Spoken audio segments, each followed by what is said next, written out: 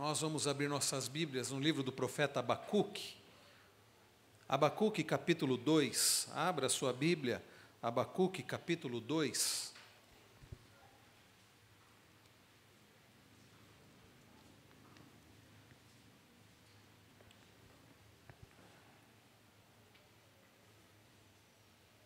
Abacuque, capítulo 2, nós estamos, irmãos, nesta série de mensagens do livro do profeta Abacuque.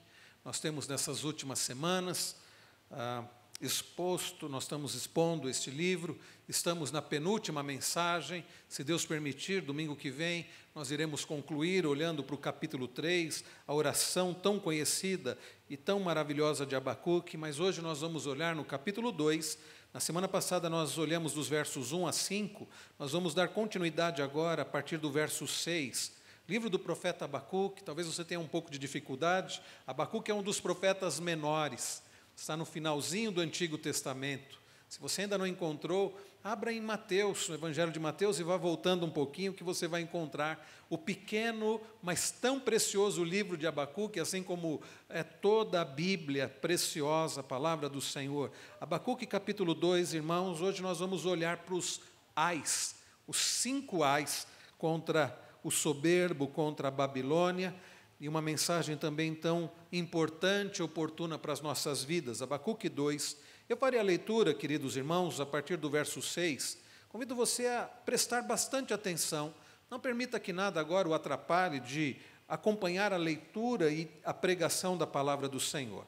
Nos diz assim: não levantarão, pois, todos estes contra ele um provérbio, um dito zombador, dirão: ai daquele que acumula o que não é seu, até quando? E daquele que a si mesmo se carrega de penhores, não se levantarão de repente os teus credores? E não despertarão os que te hão de abalar? Tu lhes servirás de despojo. Visto como despojaste a muitas nações, todos os mais povos te despojarão a ti, pois por causa do sangue dos homens e da violência contra a terra, contra a cidade e contra todos os seus moradores. Ai daquele que ajunta em sua casa bens mal adquiridos, para pôr em lugar alto o seu ninho, a fim de livrar-se das garras do mal. Vergonha maquinaste para a tua casa, destruindo tu a muitos povos, pecaste contra a tua alma. Porque a pedra clamará da parede, e a trave lhe responderá do madeiramento. Ai daquele que edifica a cidade com sangue e a fundamenta com iniquidade. Não vem do Senhor dos exércitos que as nações labutem para o fogo e os povos se fatiguem em vão?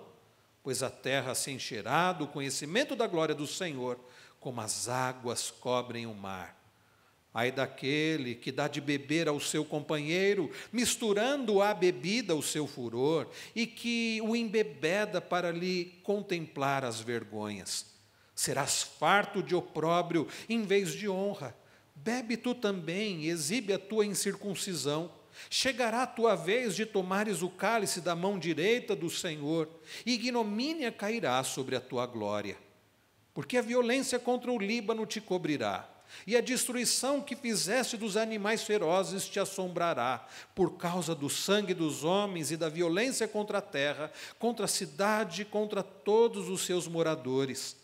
Que aproveita o ídolo, visto que o seu artífice o esculpiu, e a imagem de fundição, mestra de mentiras, para que o artífice confie na obra, fazendo ídolos mudos? Ai daquele que diz à madeira: acorda, e a pedra muda, desperta. Pode o ídolo ensinar? Eis que está coberto de ouro e de prata, mas no seu interior não há fôlego nenhum. O Senhor, porém, está no seu santo templo, cale-se diante dele toda a terra. Que o nosso amado Senhor aplique agora aos nossos corações a sua bendita, preciosa, inerrante, suficiente e eficiente palavra. Amém. Irmãos queridos, sem dúvida nenhuma, uma das coisas mais revoltantes é a injustiça, não é verdade? Quando pessoas más, quando pessoas más ficam impunes. A impunidade dos maus é uma coisa revoltante. Pessoas que praticam iniquidades, pessoas que prejudicam a vida do outro, pessoas que prejudicam a nossa vida. E aí nós olhamos e parece que a pessoa continua em paz. Parece que nada lhe acontece. A justiça não as alcança e elas continuam impunes. Isso causa revolta, causa ira, um desejo de vingança, principalmente quando fazem o mal contra nós. A primeira reação que temos é de nos sentirmos injustiçados e querermos nos vingar. Afinal de contas, parece que o tempo vai passando e a pessoa continua ali bem, a pessoa continua ali impune. Isso causa revolta e nos leva a desejar a vingança. E isso também quer atrapalhar a nossa confiança em Deus e tirar a nossa paz. Muitos, nesta semana, demonstraram a revolta diante do voto de uma das ministras do Supremo Tribunal Federal, que votou contra a prisão em segunda instância, não é verdade? E os irmãos que estão acompanhando essa votação do STF, muitas pessoas estão revoltadas, porque na prática, o que vai acontecer se isso for aprovado, né, que, na verdade, se não for aprovado a prisão em segunda instância, o que vai acontecer é que muitas pessoas que hoje estão presas se beneficiarão com isso. Por exemplo, antes de 2016, a prisão só podia acontecer após o final de todo o processo. Então, a pessoa só podia, mesmo que ela fosse condenada em primeira instância, mesmo que ela fosse e recorresse e fosse condenada em segunda instância, ela poderia continuar, ela continuava em liberdade até que o processo se encerrasse. E sabe o que estava acontecendo? Pessoas com condições, pessoas que podiam pagar bons advogados, iam entrando com recursos, e com recursos, e mais recursos, e mais recursos. Por exemplo, um jornalista, não sei se os irmãos se lembram, Pimenta Neves, assassinou a namorada. Sabe quando ele foi preso? Somente 11 anos depois. Vocês podem imaginar como ficou o coração da família daquela mulher, ao longo de 11 anos, com aquele homem com recursos, e mais recursos, e mais recursos? Não sei se os irmãos se lembram também do caso de um ex-senador, em 1992, do Luiz Estevam. Ele foi condenado em 92, foi condenado por desviar, eu até anotei aqui, 169 milhões de uma obra. Quase 170 milhões de reais numa obra, em 92. Sabe quando ele foi preso? Quando o STF julgou em 2016 que poderia ser preso na segunda instância. Depois de tantos recursos, finalmente aquele homem foi preso, quase 24 anos depois. E é por isso, meus irmãos, que muitas pessoas estão revoltadas com a possibilidade de que pessoas que já foram condenadas em primeira instância, segunda instância, fiquem em liberdade e possam entrar com muitos recursos, e possam ir protelando, e protelando, e protelando, e muitas delas nem chegam a ser presas, porque se passam tantos anos que alguns chegam até a morrer sem ser presos. É por isso que muitos, eu creio, que estão revoltados diante da possibilidade desta situação. Mas eu não quero entrar em detalhes com relação a isso, mas fato é que ao vermos impunidade, ao vermos injustiça ao nosso redor, nós tendemos a questionar, como Abacuque questionou: até quando, Senhor? Nós tendemos a questionar: mas por que é que a justiça do Senhor está tardando tanto? Nós temos visto aqui, meus irmãos, olhando para Abacuque, que o que nós temos aqui são orações de Abacuque e respostas do Senhor. Nós vimos na primeira mensagem, olhando do capítulo 1, dos versos 1 até o versículo de número 4, Abacuque orando ao Senhor, dizendo: até quando, Senhor? Até quando o Senhor vai ficar em silêncio? Mas Deus responde a Abacuque. Mas a resposta que Deus deu a Abacuque não foi uma resposta agradável, não foi uma resposta que Abacuque gostaria de ouvir. Abacuque diz, o Senhor responde para Abacuque: eu vou agir sim, Abacuque. Aliás, eu já estou agindo. Abacuque diz: eu vou suscitar os caldeus. E Deus diz quem são os caldeus: um povo terrível, um povo que não tinha respeito por ninguém, nem pelo próprio Deus, um povo idólatra, um povo que respeitava somente a si mesmo, um povo que saqueava, que roubava, que fazia o mal para os outros povos. E Deus diz assim a Abacuque: é essa gente que eu vou usar para punir o meu povo, para disciplinar o meu povo. E então, meus irmãos, nós vimos que Abacuque respondeu a esta resposta do Senhor com bastante questionamento. Nós olhamos, queridos, qual foi a resposta de Abacuque para o Senhor, e ele levanta alguns questionamentos diante do Senhor. Nós vimos isso, e ele fica indignado porque ele não compreende o porquê que Deus haveria de usar aquele povo. A partir do verso 12 do capítulo de número 1, Abacuque diz: Senhor, o Senhor que é o Deus eterno, o Senhor que é um Deus santo, o Senhor que é um Deus fiel, rocha inabalável, como pode o Senhor usar uma nação assim contra o teu próprio povo? E aí vem, meus irmãos, a questão da teodiceia. Por que o mal existe? Por que um Deus santo, bom e justo permite o mal? E Abacuque fica levantando de forma muito respeitosa, é verdade, esses questionamentos diante do Senhor, e o Senhor o responde mais uma vez. E nós vimos, queridos, na semana passada, no capítulo de número 2, que no verso 1 Abacuque diz: Senhor, eu vou me colocar na torre de vigia e eu vou esperar a resposta do Senhor. E semana passada nós vimos qual foi a resposta do Senhor.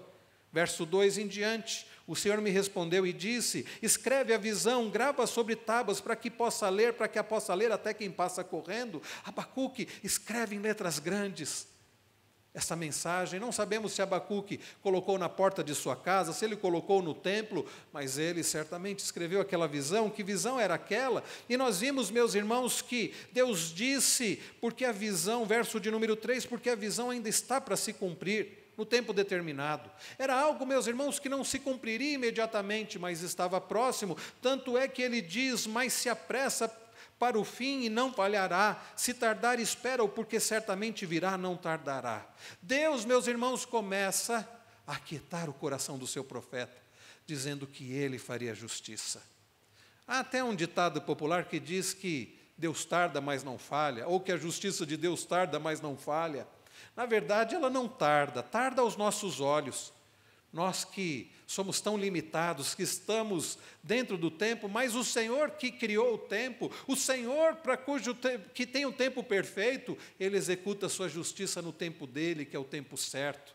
De forma que a justiça do Senhor, ela não tarda e ela não falha. A justiça do Senhor vem no tempo certo, o tempo perfeito do Deus perfeito, e ela não falha. E Deus então, meus irmãos, diz para Abacuque no verso 4, eis o soberbo, sua alma não é reta nele. Eis aqui a mensagem do Senhor, o soberbo, a nação que Deus iria usar, uma nação soberba, que tinha um rei muito soberbo, Nabucodonosor, rei da Babilônia, homem soberbo, homem com profunda empáfia, homem que olhava de cima para baixo, homem que se sentia um Deus, homem que erigiu para si mesmo os jardins suspensos da Babilônia, olhava para tudo aquilo como que buscando glória para si mesmo.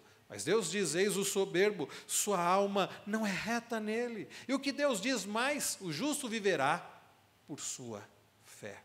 Irmãos queridos, nós vamos aprender nesta noite, que o Senhor, que é o justo juiz, Ele executa a sua justiça no tempo certo. E cabe a nós, povo do Senhor, esperarmos no Senhor. Cabe a nós, povo do Senhor, vivermos nesse mundo caído, com dificuldades e com tanta injustiça ao nosso redor, vivendo não pelo que nós vemos, vivendo não pelas circunstâncias, mas esperando naquele que já prometeu que Ele vai executar a sua justiça. Nós somos, irmãos, convidados nesta noite, através da palavra do Senhor, através do profeta do Senhor, a confiarmos no Senhor, a esperarmos e descansarmos naquele que é o justo juiz. Qual é, meus irmãos, a mensagem do Senhor? A partir do verso de número 6, queridos, depois de Deus falar sobre o soberbo, depois de no verso 5 Deus falar das características do soberbo, Deus vai dizer com todas as letras de forma clara o que Ele faria, o que Ele fará com os soberbos. E aqui o que nós temos, meus irmãos, a partir do verso de número 6, são os 5 ais que Deus proclama aqui contra a Babilônia, contra Nabucodonosor e, mais do que isso, contra aqueles que são ímpios e não confiam no Senhor. Verso de número 6. Não levantarão, pois, todos estes contra ele um provérbio, um dito zombador. Irmãos queridos, lembrem-se, Abacuque está inquieto até então. Abacuque ficou sem entender como um Deus santo, justo, puro, vai usar pessoas terríveis contra o seu próprio povo.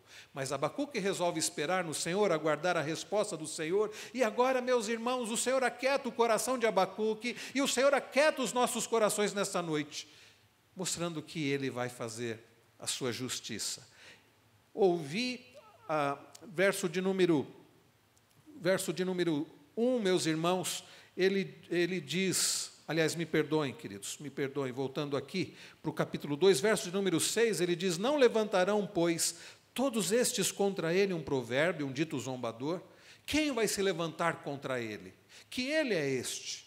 Certamente o Senhor está se referindo a Nabucodonosor, o rei da Babilônia. Certamente Deus está falando sobre aqueles que Ele mesmo vai usar contra o seu povo, mas que não ficarão impunes. A Babilônia, com um exército terrível, com um exército de pessoas más, um exército que ia saqueando, defraudando, humilhando, matando os outros povos. Deus está dizendo assim, Abacuque, fique tranquilo, porque esses que estão fazendo tudo isso, e farão isso, depois esses outros povos vão se levantar e vão rir desse povo. Não levantarão, pois, todos estes contra ele um provérbio, um dito zombador? Os outros povos que foram saqueados, que foram maltratados, que foram humilhados, que foram escravizados, que foram feridos por esse povo terrível, os caldeus, os neobabilônios, um dia eles vão rir e vão dizer o quê? Continuação do versículo, ai daquele que acumula o que não é seu, até quando? E daquele que a si mesmo se carrega de penhores. Irmãos queridos, o que nós passamos a ver agora são esses ais, e o primeiro dos 5 ais tem a ver com avareza. Vai aqui da parte B do versículo de número 6 até o final do versículo de número 8. E aqui nós podemos perceber que, se está falando da avareza, é a quebra do 8º mandamento. Sabe qual é o 8º mandamento? Não furtarás. A Babilônia rouba e extorque outras nações a fim de obter um império glorioso e grandioso. A Babilônia, meus irmãos, os caldeus, os neobabilônios, iam saqueando, iam defraudando, iam roubando outras nações. E usavam do dinheiro para a sua própria glória. Como é que eles conseguiram dinheiro para erigir os jardins suspensos da Babilônia, que foi uma das maravilhas do mundo passado? Não foi com o dinheiro do trabalho, do suor daquele povo. Não foi por causa do trabalho dos habitantes da Babilônia. Não foram os caldeus pelo seu trabalho que conseguiram todo aquele dinheiro, toda aquela prata, todo o ouro que eles tinham e que eles adornavam os seus ídolos. Foi com o dinheiro das outras nações, foi com o despojo, foi com o que os outros tinham, que eles saquearam. Por isso, meus irmãos, ele diz, ai daquele que acumula o que não é seu, e daquele que a si mesmo se carrega de penhores, não se levantarão de repente os teus credores, e não se despertarão os que te hão de abalar, tu lhes servirá de despojo. Um dia, aqueles que foram saqueados vão se levantar e vão cobrar o preço, e eles servirão de despojo. Verso 8, visto como despojaste a muitas nações, todos os mais povos te despojarão a ti, por causa do sangue dos homens e da violência contra a terra, contra a cidade e contra todos os seus moradores. Ai daqueles que eram avarentos, ai dos babilônicos. Os babilônicos, de fato, roubaram todos os objetos valiosos, inclusive do templo de Jerusalém. Nós lemos isso lá em Jeremias 52, nos versos 17 a 23, pois tal saque era próprio das suas conquistas. Eles saquearam o povo de Deus, eles levaram dos utensílios do templo do Senhor. A prática de extorsão se dava com as taxas absurdas que eles exigiam de seus vassalos. Aliás, quando a gente pensa no mandamento não furtarás, furtar não é somente roubar o dinheiro do outro, levar o que é do outro de forma direta. Juros abusivos também se enquadra nessa questão de furto. Juros abusivos, se aproveitar da necessidade do outro, dizer, olha, eu te empresto aqui, você está passando uma situação difícil, né? Toma aqui, mas vai me pagar muito, muito, muito mais. Então, ludibriar o outro para tirar o seu dinheiro, tudo isso, meus irmãos, está dentro deste pecado aqui, e é da avareza. Como consequência da avareza, os caldeus se tornariam presas de seus próprios credores. Tal juízo retributivo em que Deus responde na mesma moeda, também aparece no Novo Testamento. Não nos enganemos, meus irmãos, isto continua hoje. Aliás, os 10 mandamentos continuam como a lei moral do Senhor para nós hoje. Não furtarás. Cuidado. Ai daqueles que furtam, ainda que esse juízo seja contra a Babilônia, lembremos-nos, essas palavras aqui não são ditas para os babilônicos. Essas palavras aqui são ditas para o povo de Deus, para trazer conforto para o povo de Deus no juízo do Deus justo. Aqueles que iriam adentrar em Jerusalém, porque isso aconteceu pouco tempo depois, alguns anos depois. Aqueles que iriam tirar do povo de Deus, aqueles que iriam tirar dos utensílios do templo do Senhor, um dia seriam também, teriam a retribuição. Irmãos, não nos esqueçamos da lei da semeadura. Tudo que o homem semear, tudo que o homem plantar, ele irá colher. Não se esqueça da lei da semeadura. Então, meus irmãos, nós vemos aqui o primeiro ai, que é contra a avareza. Mas o segundo ai aqui é contra a injustiça. Acompanhem comigo a partir do verso 9. Eu lerei os versos 9 e 11. Peço que os irmãos leiam o versículo 10. Então, vamos ler alternadamente. Ai daquele que ajunta em sua casa bens mal adquiridos, para pôr em lugar alto o seu ninho, a fim de livrar-se das garras do mal. Os irmãos podem ler o 10.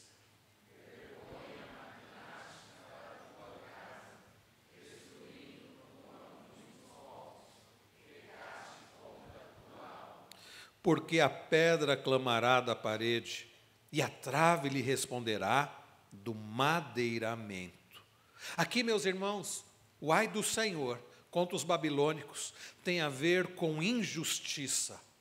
Nos versos 9 a 11 nós vemos Deus trazendo aqui juízo, falando do juízo que ele traria e contra os caldeus como ele trouxe, por causa da injustiça. A injustiça é a quebra do 10º mandamento: não cobiçarás a casa do teu próximo. Então, queridos, o segundo oráculo de maldição desenvolve o tema do primeiro, que já menciona um ganho injusto. Aqui no verso 9, ele fala aqui de bens mal adquiridos, através da opressão aos mais fracos, a fim de criar um império glorioso. Eles estavam, meus irmãos, tirando dos mais fracos para se beneficiarem, para criarem um império glorioso, como de fato por um tempo foi o império babilônico, os caldeus.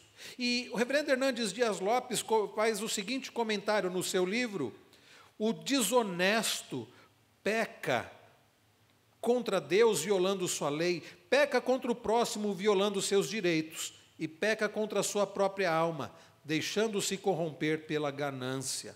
Então, meus irmãos, eles buscaram se tornar invulneráveis ao ataque, como uma águia que destrói o seu ninho num local elevado, num local inacessível. E eu creio que o reverendo Hernandes Dias Lopes foi muito feliz nesse comentário. O desonesto peca contra Deus, por quê?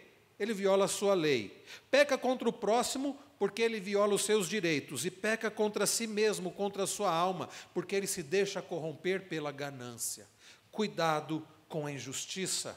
Quantos têm praticado a injustiça? E não precisamos ter dúvidas de que, assim como Deus tratou com os caldeus, contra o grande império da Babilônia, ele tratará com todos os injustos. Deus não lhes deixará impunes. A casa que construíram com riquezas alheias clamará contra eles, diz o verso 11. Seu império ruirá, o pecado deles os achará. Ah, irmãos, não há exército ou dinheiro no mundo que possa providenciar segurança plena. E o povo de Deus, Judá, deveria aprender isso, já que em tempos passados buscou o auxílio de outras nações. E nós, meus irmãos, temos que aprender isso hoje. Nós precisamos adquirir bens com justiça, com honestidade. Nós precisamos, meus irmãos, viver na dependência do Senhor, não praticando a injustiça. Então, o primeiro ai tem a ver com avareza, o segundo ai tem a ver com injustiça, o terceiro ai, nos versos 12 a 14, tem a ver com violência. Vamos ler também, meus irmãos, versos 12 a 14. Eu quero convidar os irmãos para lermos juntos, versículos 12 a 14, leiamos. Ai daquele que edifica a cidade com sangue e a fundamenta com iniquidade. Não vem do Senhor dos exércitos que as nações labutem para o fogo e os povos se fatiguem em vão, pois a terra se encherá do conhecimento da glória do Senhor, como as águas cobrem o mar. Aqui, meus irmãos, o ai contra a violência, quebra do sexto mandamento. O sexto mandamento diz: não matarás. O Império Babilônico, os caldeus, os neobabilônicos, eles eram violentos e eles matavam. A edificação daquele império foi resultante de derramamento de sangue. Eles adquiriram muitas riquezas ao custo de vidas. Quantas pessoas, homens, mulheres, crianças foram mortas? A violência tão lamentada por Abacuque no início do seu livro não seria simplesmente multiplicada com as conquistas dos caldeus, mas resolvida com um castigo sobre a Babilônia. Aquele que Deus estava suscitando, aquele que Deus estaria usando contra o seu próprio povo, para corrigir o seu povo, aqueles que estavam fazendo mal para muitos outros povos, seria tratado por Deus, como de fato isso aconteceu e eles foram tratados, quando Deus levanta o império medo-persa e destrói com aquele império dos caldeus, dos neobabilônicos. Irmãos queridos, todas as glórias da civilização babilônica, simbolizadas pelos jardins suspensos, seriam substituídas um dia pela glória do Senhor, que encheria a terra. E não podemos deixar de crer que os esforços dos seus servos levavam a nada, pois se o Senhor não edifica a casa, não guarda a cidade, em vão trabalham aqueles que a edificam. É o que diz o salmista no Salmo 127, verso 1. A história, meus irmãos, testifica que a glória da Babilônia cessou definitivamente. Para sabermos sobre a Babilônia, temos de ir hoje, sabe onde? A um museu. Se você quiser saber sobre a Babilônia, você precisa ir a um museu, porque tudo isso que Deus está dizendo aqui aconteceu. Aqueles homens violentos que derramaram sangue, tiveram seu sangue derramado, pela ação do justo juiz. Ai daqueles que são violentos.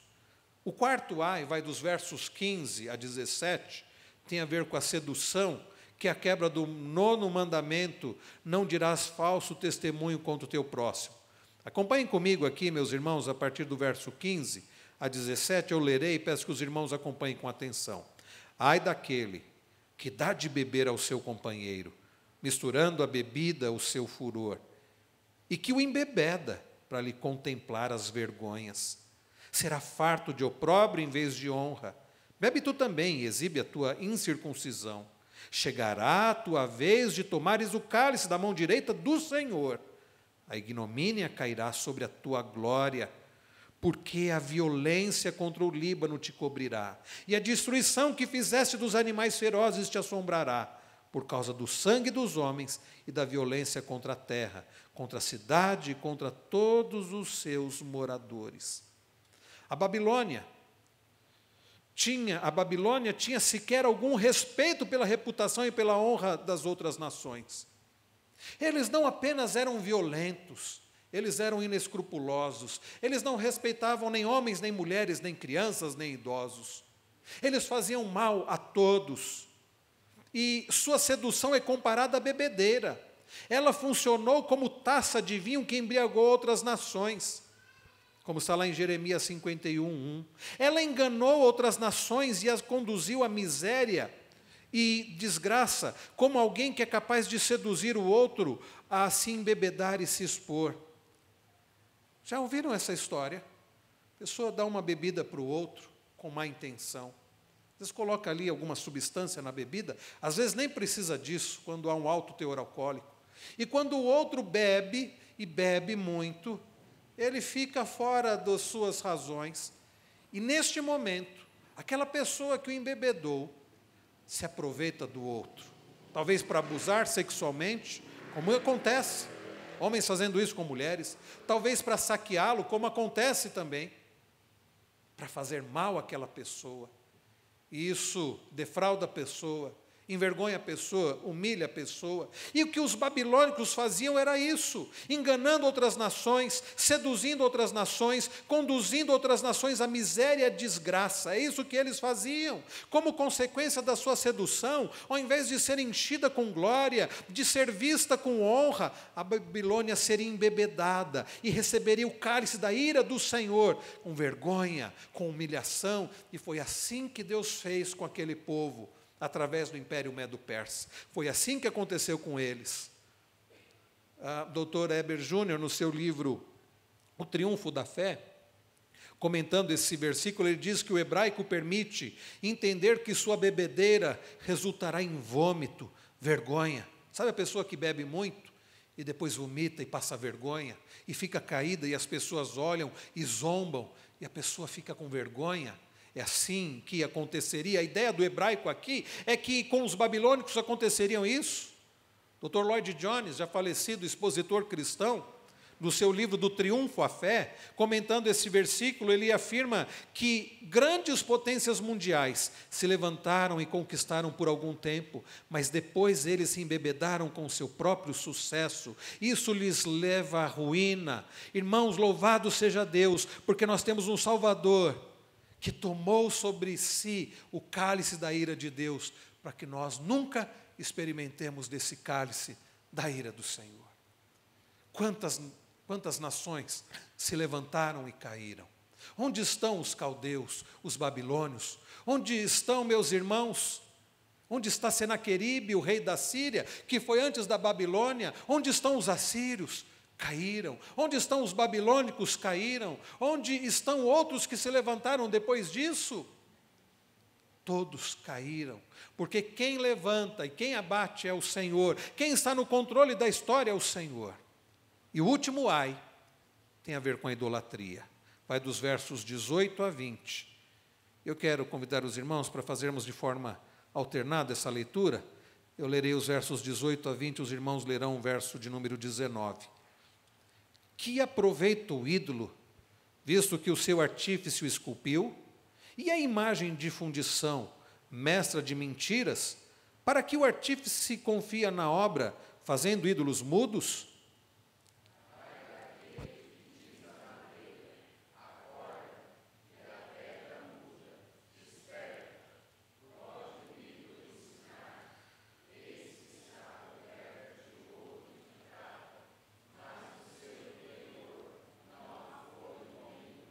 O Senhor, porém, está no seu santo templo, cale-se diante dele toda a terra.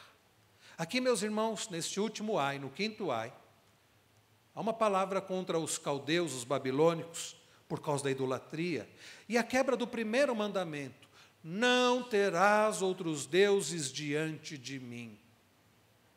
Êxodo 20, verso 3. Nós não podemos, irmãos, ter outros deuses diante daquele que é o único e verdadeiro Deus, diante daquele que é o Criador e o sustentador de todas as coisas. Então, nesses versículos 18 a 20, Deus mostra a tolice e a cegueira da idolatria. De fato, meus irmãos, é algo absurdo alguém fazer para si uma imagem, seja ela de gesso, seja ela de madeira, seja de pedra, seja de que forma ela for esculpida e de que material for esculpido. E como nós lemos também no salmo do início do culto, ela pode ter boca, mas ela não fala, ela pode ter nariz, mas ela não cheira, ela pode ter pés, mas ela não vai andar, pode ter ouvidos e ela não ouve. Irmãos, a idolatria é uma estupidez. Deus mostra a tolice e a cegueira da idolatria. Afinal, queridos, é insensato o homem buscar forças fora de si em deuses construídos por ele mesmo. Em contrapartida, queridos, Deus demonstra a sua superioridade sobre os deuses que nem deuses são de verdade. Deus mostra a sua superioridade sobre os ídolos, que são falsos deuses. Porque quem levantava impérios e abatia impérios era o próprio Deus. Como eu disse, os assírios já haviam demonstrado a sua confiança em seus deuses por terem realizado muitas conquistas. Mas os assírios foram destruídos. Quando demonstraram a mesma soberba diante de Judá, Deus os massacrou severamente. Vai olhar lá Isaías 37, segundo Crônicas 32, como Deus destrói o exército da Síria, como Senaqueribe volta envergonhado para Nínive, e lá ele entra na casa do seu falso Deus e é morto pelos próprios filhos, porque são falsos deuses. A Síria, exército poderoso, uma multidão que vinha conquistando e conquistando e conquistando. E aí manda um recado para Ezequias, rei de Judá, dizendo assim: olha, o que vocês pensam que vocês são? Vocês acham que vocês vão resistir a nós? Nós já temos conquistado muitos povos, vocês não são nada. Tantas outras nações nós conquistamos. Quem é Judá? O que é Jerusalém? Quem é Ezequias? Quem é o Deus de vocês? Esse foi o recado dos assírios. E aí sabe o que o rei de Judá fez, Ezequias? Ele foi buscar a Deus. Eu não sei se você já leu a oração de Ezequias, depois você pode fazer isso, vai olhar lá Isaías 37, 36, 37. Ezequias diz assim para Deus: Senhor, olha o que eles estão dizendo. Ele pega a carta, olha que coisa curiosa. Os assírios mandam uma carta muito mal criada, através de Rabissaqué, e Ezequias, rei de Judá, pega essa carta, consulta o profeta Isaías, entra no templo, abre a carta e mostra para Deus. Diz: Senhor, olha o que eles estão dizendo. Eles estão dizendo que nós não vamos poder fazer nada. Eles estão dizendo que eles é que são fortes. Eles estão dizendo que o Senhor não é Deus. Mas sabe, eles estão conquistando muitos povos, porque esses povos servem a ídolos. E sabe o que Deus faz? Deus envia seu anjo e destrói toda a multidão do exército da Síria. Sabe por quê, meus irmãos? Porque Ele é Deus. E os outros são falsos deuses, são ídolos. E assim os assírios passaram, como os babilônicos passaram, como Alexandre o Grande passou, como o Império Otomano passou, como os medos persas passaram, como o Império Romano passou, porque o único e verdadeiro Deus é o Senhor, é o nosso Deus. E é por isso, meus irmãos, que é um absurdo confiarmos em ídolos. Ao destruir os babilônicos, o Senhor iria demonstrar a sua superioridade aos seus deuses e a todas as outras supostas deidades. Aqueles que confiam em imagens feitas por homens para direção estão fadados à destruição. Eu vou repetir: aqueles que confiam em imagens como seus deuses estão fadados à destruição. Mas como nós cantamos ainda há pouco, lembrando do Salmo 125, os que confiam no Senhor são como os montes de Sião, que não se abalam, mas permanecem para sempre.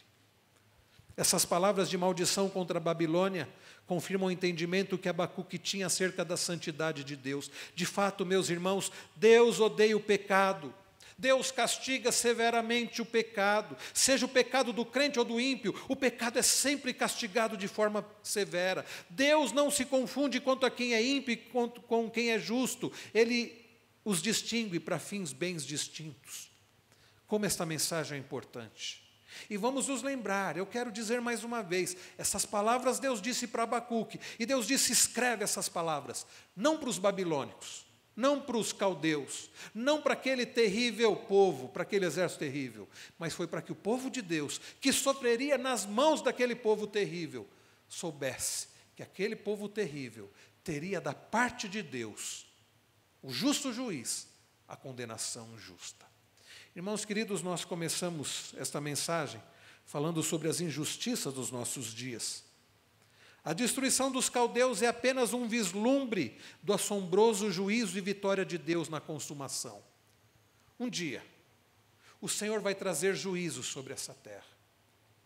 E pode ser que muitos que aqui sejam beneficiados, seja por STF, seja por quem for, pode ser que muitos consigam entrar com recursos e acabem nem experimentando a justiça aqui nesta terra. Mas um dia, queridos irmãos, Deus trará diante do seu tribunal a todas as pessoas, e todos darão conta de si, e todos serão julgados segundo as suas obras. Irmãos queridos, quando nós lemos aqui no verso de número 20, o Senhor, porém, está no seu santo templo, cale-se diante dele toda a terra. É preciso lembrar que isso ainda vai acontecer. Toda a terra se calará um dia diante do Senhor. Ele está no seu santo templo. O templo do Senhor, lá em Jerusalém, foi saqueado pelos babilônios. Foi invadido. O templo foi destruído. Mas o nosso Deus não. E Ele continua na sala de controle de todo o universo. E Ele dirige todas as coisas para a sua glória e para o bem do seu povo. E um dia, como eu já disse, Ele vai executar o seu juízo. Nós não precisamos nos preocupar com isso. Nós não precisamos ficar inquietos diante disso. É bom, queridos, que nós vejamos o cumprimento dessa profecia de Abacuque em 3 estágios. O primeiro deles é a destruição da Babilônia e consequente retorno dos judeus à sua terra. Sim, meus irmãos, o que Deus disse aconteceu. Ele suscitou os caldeus. Babilônia, o grande império da época, levou o povo de Deus cativo. A Babilônia fez e humilhou muitos povos, mas Deus destruiu a Babilônia. E depois, meus irmãos, de 70 anos do cativeiro, o povo de Deus voltou para a sua terra. O segundo aconteceu na primeira vinda do Salvador, o segundo estágio. Jesus contou várias parábolas acerca do reino, enfatizando diferentes aspectos desse reino. Um dos comentaristas que eu li diz que a parábola do grão de mostarda demonstra o seu caráter pequenino, praticamente invisível no presente momento, mas aponta para um grandioso florescimento futuro. Ah, meus irmãos, isto se dá por conta do seu poder de influência, poder esse composto de justos, mas haverá o dia em que os justos, e não só de justos, né, mas do poderoso Deus, mas haverá um dia que os justos serão separados dos injustos, como mostra a parábola do joio e a da rede. Com todas essas histórias, Jesus confirma a instauração do reino já na sua primeira vinda. Deixa eu dizer uma coisa para você, o reino de Deus já foi instalado com a primeira vinda de Cristo. Foi a partir do Pentecostes, quando Cristo enviou o Espírito, que o Evangelho se torna gradativamente proclamado até os confins da terra. Mas, meus irmãos, há um terceiro estágio aqui. Só quando o problema do mal for plenamente resolvido é que a glória do Senhor será conhecida em toda a terra. O Senhor um dia voltará. O Senhor buscará a sua igreja. E Deus fará justiça. Então eu e você podemos descansar na justiça do Senhor. Eu quero terminar, meus irmãos, trazendo algumas breves aplicações para as nossas vidas. Primeira delas, nós temos que aprender a viver pela fé, a viver pela dependência nas promessas de Deus. Lá em Hebreus 11, verso 1, nós lemos que a fé é a certeza das coisas que se esperam, a convicção de fatos que se não veem. Pare de viver baseado nas circunstâncias. Pare de viver baseado no que você vê. E como nós aprendemos na semana passada, vamos olhar para o Senhor. Vamos olhar para as promessas do Senhor. Sabe o que Ele prometeu? Que Ele vai consumar a nossa salvação. Sabe o que Ele prometeu? Que Ele vai fazer novas todas as coisas. Sabe o que Ele prometeu? Apocalipse 21. Que um dia o Senhor vai fazer novas todas as coisas. E não haverá lágrima, e não haverá dor, e não haverá choro, e não haverá luto, porque as primeiras coisas terão passado. E o Senhor vai enxugar dos nossos olhos toda lágrima. Pare de viver baseado no que você está vendo. Pare de viver dependendo das circunstâncias, e viva baseado nas promessas daquele que é único e verdadeiro, aquele que prometeu e que Ele vai cumprir. Sabe o que Ele prometeu mais? Ele prometeu, meus irmãos, que um dia nós habitaremos com Ele para todo sempre. Nós, meus queridos, nós não podemos viver achando que aqui é a nossa pátria, que este mundo é a nossa pátria. Pare de viver baseado nas situações. O cristianismo é todo em cima disso, é todo escatológico. Escatologia tem a ver com o estudo das últimas coisas, o escatom, né, do grego, tem a ver com aquilo que é último, aquilo que ainda vai acontecer. Ele aponta para o futuro. Vamos viver baseados no que o Senhor já prometeu. A nossa esperança não é aqui, a nossa pátria não é aqui, o nosso descanso perfeito não está aqui, a nossa salvação começa aqui, mas ainda não está consumada, mas o Senhor vai consumar, e um dia nós seremos transformados e glorificados. Precisamos andar por fé e não por vista, andar por fé e não por sentimento. Pare de viver baseado em sentimentos. Creia no Senhor, andar por fé e não pelo noticiário acerca do Brasil e do mundo. É assim, queridos, que nós aquietamos o nosso coração. Nós temos que descansar no fato de que Deus é o justo juiz. Como os irmãos devem ter lido na mensagem pastoral, Ele é o justo juiz, é Ele que vai trazer juízo. E nós não precisamos nem tentar nos vingar, porque é dele, a vingança pertence a Ele. Na pastoral aí do boletim, nós lemos que Deus mantém tudo sob o seu controle e no devido tempo retribuirá com justa medida a cada um segundo o que tiver feito. Uma coisa é certa, todos receberão de Deus o que merecem. Pare de viver indignado e revoltado pelos maus que prosperam, porque um dia cada um dará contas das suas atitudes diante de Deus. Se olharmos somente para o agora, não veremos a bondade, muito menos a justiça de Deus de modo completo. Por isso precisamos olhar para o futuro. O juízo de Deus virá. E como eu disse, e como está na pastoral do boletim, não precisamos nem querer nos vingar. Podemos apenas perdoar e amar. Deixa a vingança com o Senhor. Agora, além de aprendermos a confiar na justiça do Senhor, como eu já disse também, queridos, ao olharmos para nós mesmos, nós não enxergamos pessoas perfeitas, pessoas justas, boas, pessoas que mereçam a bênção e a vida eterna. Ao olharmos para nós mesmos, queridos, nós vemos que somos imperfeitos e que não merecemos coisas boas do Senhor. E como a verdade e a certeza de que Deus é o justo juiz, e sendo assim todos receberão o que merecem, pode nos dar esperança. Eu quero encerrar essa mensagem convidando você para abrir a sua Bíblia, em Isaías 53. Isaías 53. E eu termino essa mensagem com a leitura desta palavra.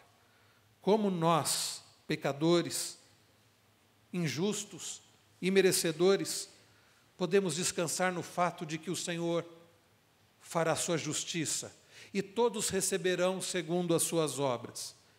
Isaías 53, profecia que Deus deu ao seu profeta, cerca de 700 anos antes da vinda de Cristo, falando a respeito de Cristo. Quem creu em nossa pregação, e a quem foi revelado o braço do Senhor, porque foi subindo como renovo perante Ele, e como raiz de uma terra seca, não tinha aparência nem formosura. Olhámo-lo, mas nenhuma beleza havia que nos agradasse.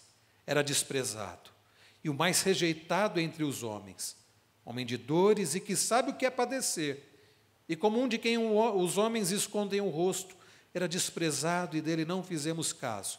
Preste atenção, certamente ele tomou sobre si as nossas enfermidades, e as nossas dores levou sobre si, e nós o reputávamos por aflito, ferido de Deus e oprimido.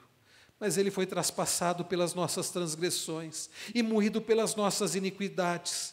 Preste atenção, o castigo que nos traz a paz estava sobre ele, e pelas suas pisaduras fomos sarados. Todos nós andávamos desgarrados como ovelhas, cada um se desviava pelo caminho, mas o Senhor fez cair sobre ele a iniquidade de nós todos. Ele foi oprimido e humilhado, mas não abriu a boca. Como cordeiro foi levado ao matadouro, e como ovelha muda perante os seus tosquiadores, ele não abriu a boca. Por juízo opressor foi arrebatado, e de sua linhagem, quem dela cogitou? Porquanto foi cortado da terra dos viventes, por causa da transgressão do meu povo, foi ele ferido. Designaram-lhe a sepultura com os perversos, mas com o rico esteve na sua morte, posto que nunca fez injustiça, nem dolo algum se achou em sua boca. Todavia, ao Senhor agradou moê-lo, fazendo-o enfermar, quando der ele a sua alma como oferta pelo pecado, verá sua posteridade e prolongará os seus dias, e a vontade do Senhor prosperará nas suas mãos. Ele verá o fruto do penoso trabalho de sua alma e ficará satisfeito. O meu servo justo, com seu conhecimento, justificará a muitos, porque as iniquidades deles levará sobre si. Por isso, eu lhe darei muitos como a sua parte, e com os poderosos repartirá ele o despojo, porquanto ele derramou a sua alma na morte. Foi contado com os transgressores. Contudo, vamos ler juntos este final? Levou sobre si o pecado de muitos, e pelos transgressores intercedeu.